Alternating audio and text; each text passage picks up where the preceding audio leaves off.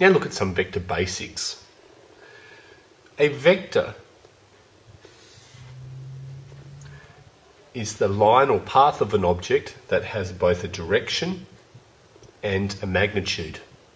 So say I call this vector A. This vector has a particular direction given by its relation to a compass point or a true bearing, and it also has a magnitude, so a size. If I have this vector A and I have another vector B, these are two different vectors, and I can do some things about adding, subtracting, multiplying, and some general properties to do with these vectors.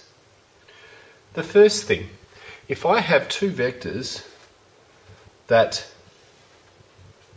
are going in the same direction, so vector A, vector B, they are both in the same direction.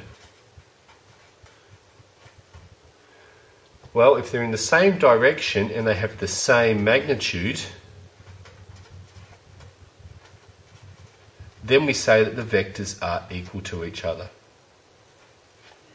And generally we show that they go in the same direction by putting sometimes a parallel sign on them, because if two vectors are parallel, it means that they go in the same direction.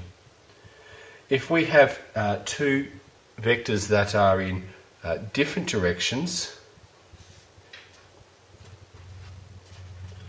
then we have, possibly in this case, they might be the same magnitude,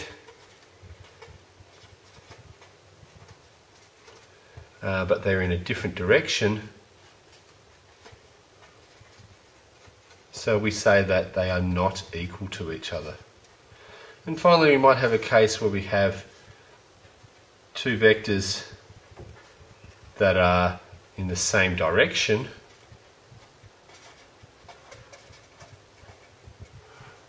but are not the same magnitude, so they differ in magnitude. And so for these, they are not equal to each other also.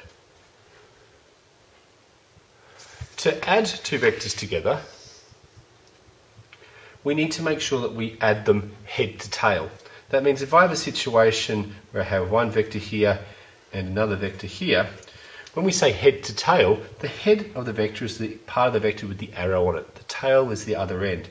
When we add vectors, we must always make sure we add them head to tail. So that means I could actually move this vector A, pick it up, and move it down here.